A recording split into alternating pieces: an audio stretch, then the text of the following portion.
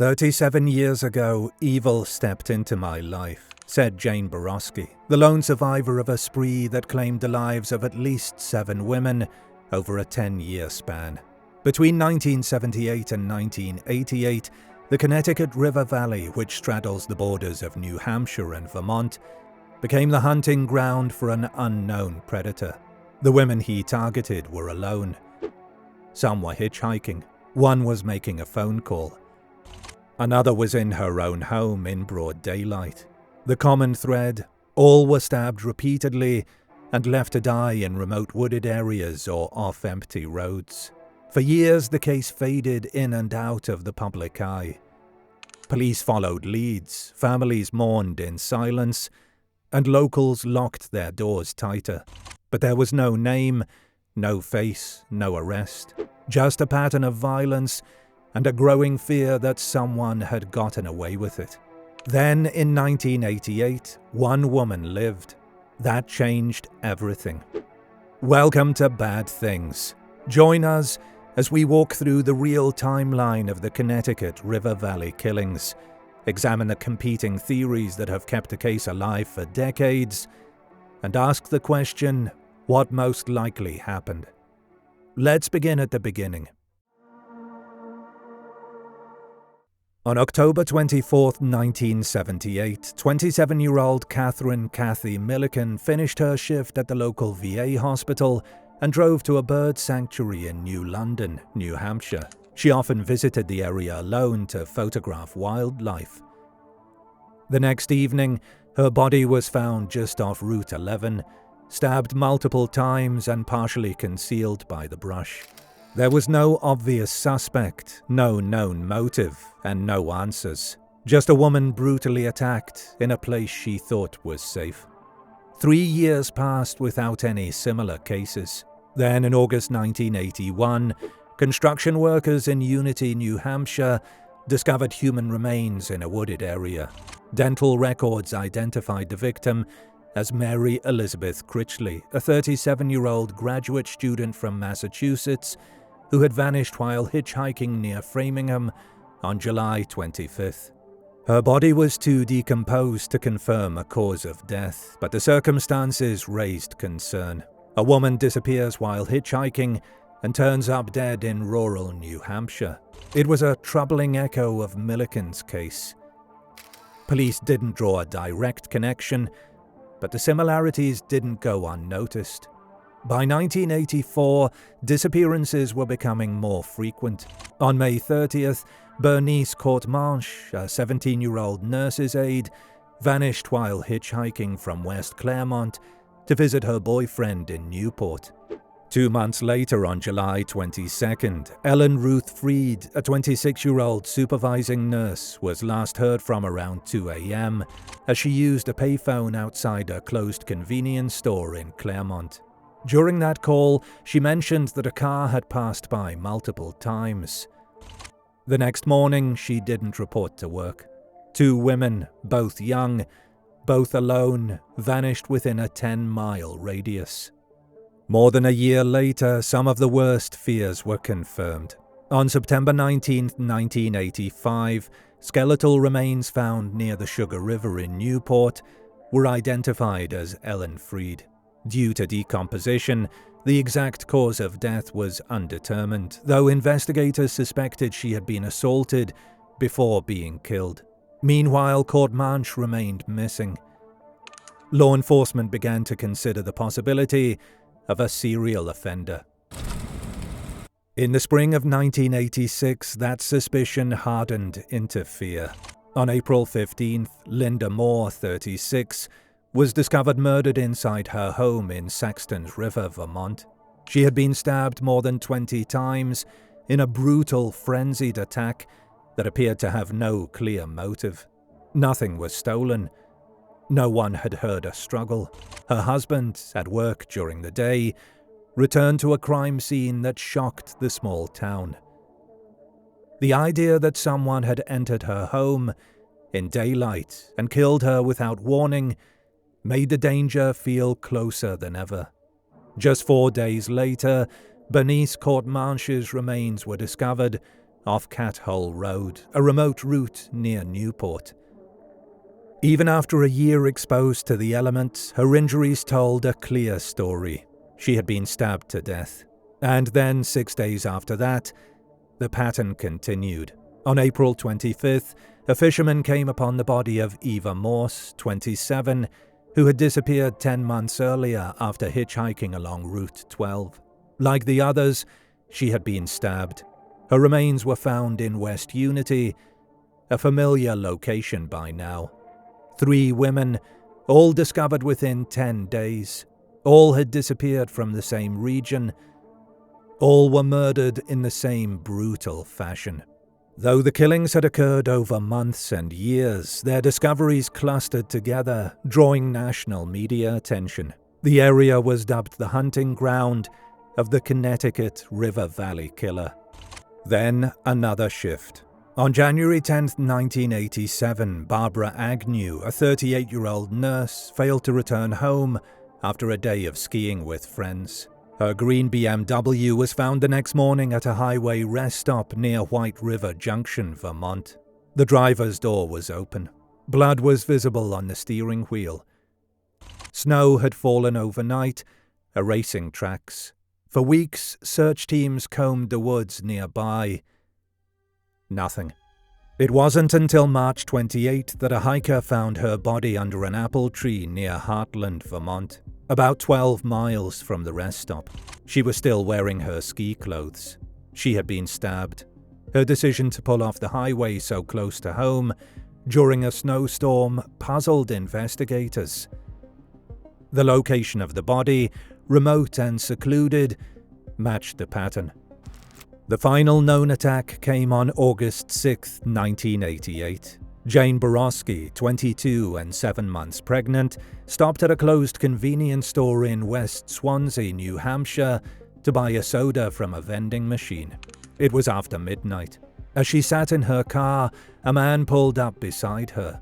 He approached, opened her door, and without a word began stabbing her.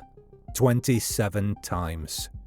Boroski managed to crawl back into her car and drive to a nearby friend's house. She survived. So did her baby.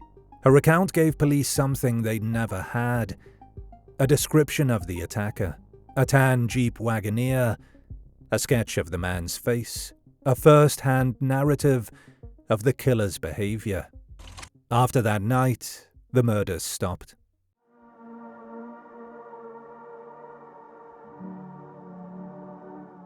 For years, investigators and researchers have debated whether the Connecticut River Valley murders were the work of one person or several. Some believe a single killer was responsible for all 7 cases. Others argue only some were connected. These are the leading theories. Theory 1. The crimes were not connected. Multiple offenders. Early on, some in law enforcement questioned whether the 7 murders were actually committed by one individual at all. The official stance from the New Hampshire Cold Case Unit is cautious. They have never publicly confirmed that all the cases are linked. Differences in setting, victim behavior, and forensic detail fuel this argument. For instance, Mary Critchley's cause of death couldn't be determined due to decomposition. Linda Moore was attacked in her home during daylight, in contrast to the other cases involving remote outdoor areas or women in transit. Barbara Agnew appeared to have been abducted from a public rest stop. An unusual departure from the roadside disappearances of earlier victims.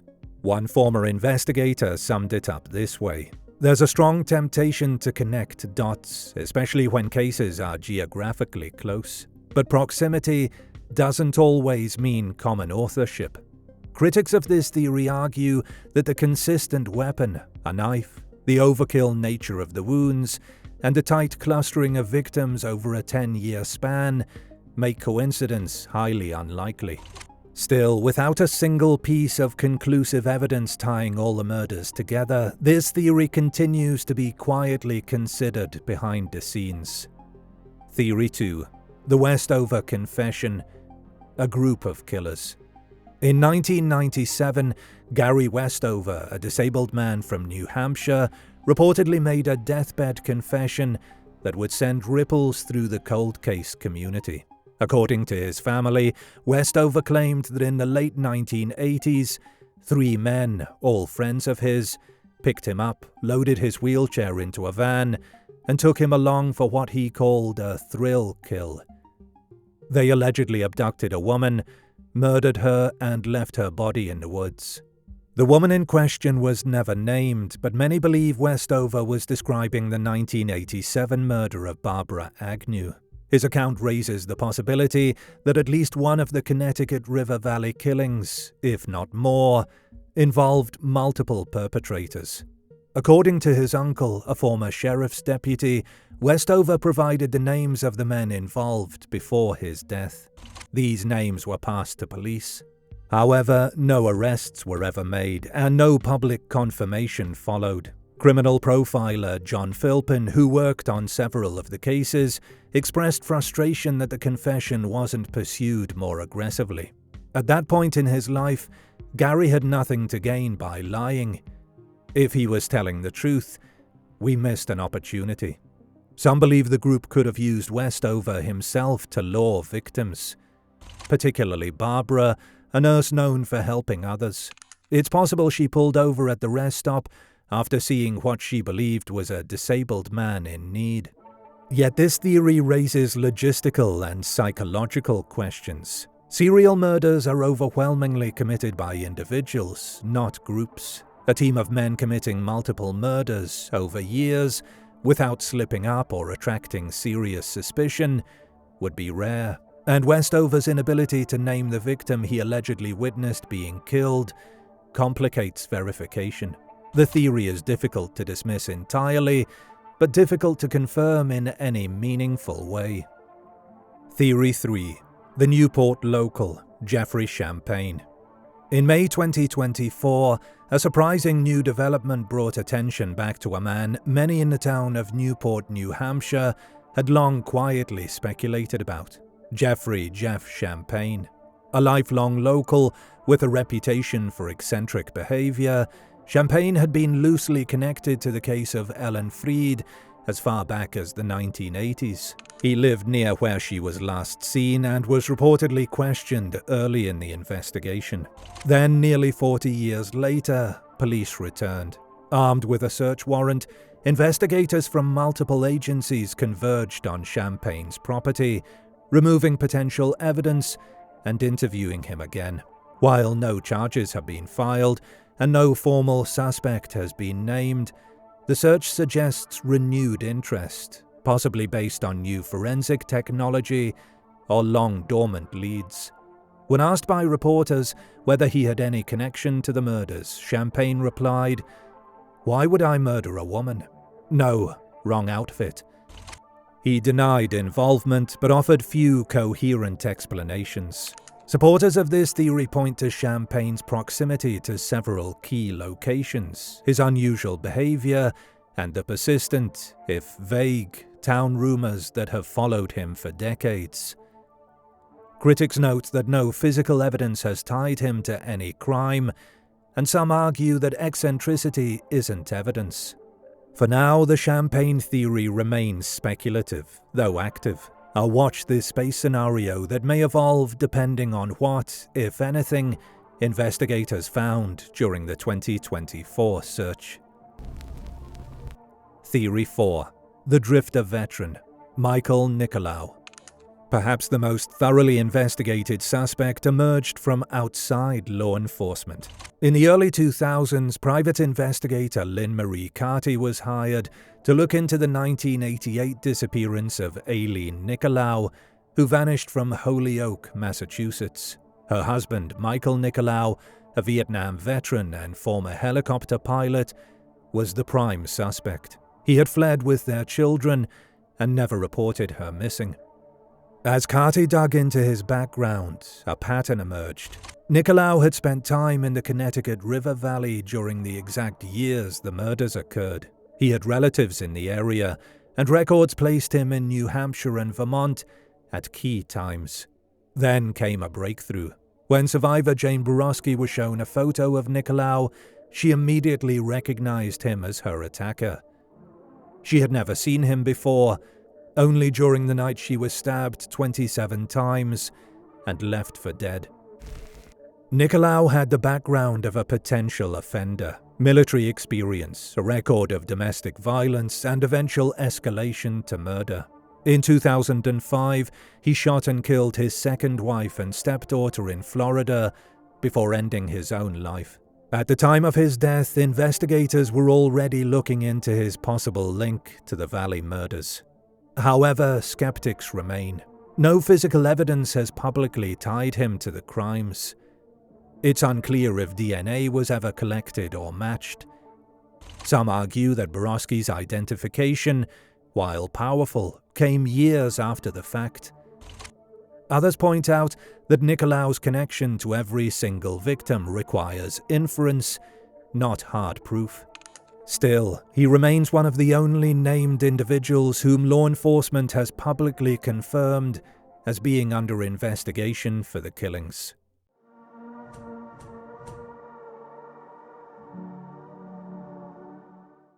The cleanest explanation for the Connecticut River Valley murders is that one man acting alone was responsible for the pattern of targeted, methodical attacks. And that man was Michael Nicholaou. Unlike theories that hinge on chance, group dynamics, or vague community suspicion, the case against Nicholaou aligns with known behavioral patterns of serial offenders: mobility, control, escalation, and sudden disappearance. The attacks were spaced irregularly, often years apart, and moved across state lines. Behavior typical of someone with a transient lifestyle and a desire to avoid detection.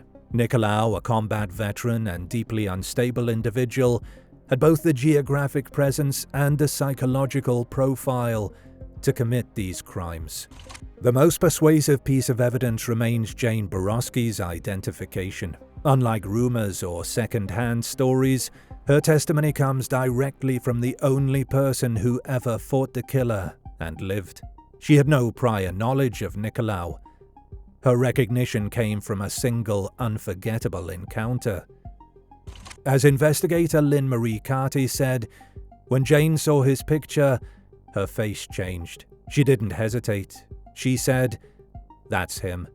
From a timeline perspective, the correlation is stark. The murders begin in 1978 and stop after Boroski's survival in 1988. The same year, Nicholaou fled Massachusetts under suspicious circumstances. Shortly after, his first wife vanished. Years later, in a final eruption of violence, he murdered 2 members of his household before turning the gun on himself. In this context, the decade-long terror in the valley appears not random, but bracketed by Nicholaou's arrival and his abrupt departure. Alternative theories, from Gary Westover's confession to the recent scrutiny of Jeffrey Champagne, raise valid questions, but don't offer a cohesive explanation. Westover's story, while disturbing, lacks corroborating evidence and does not address the full scope of victims. Champagne, despite renewed attention, remains speculative, with no known connection to the majority of the cases. Nicholaou, by contrast, fits the investigative puzzle with the fewest missing pieces. He was present, capable, and eventually imploded in the very manner one might expect from a man who had killed before. The Connecticut River Valley Killer may never be named in a courtroom, but all available evidence points in one direction. The attack ceased not because the threat disappeared, but because he did. Do you want to bring bad things with you wherever you go? Our episodes are now available as a podcast. Look us up on your favorite podcast app and listen to the most truth-seeking true crime podcast out there.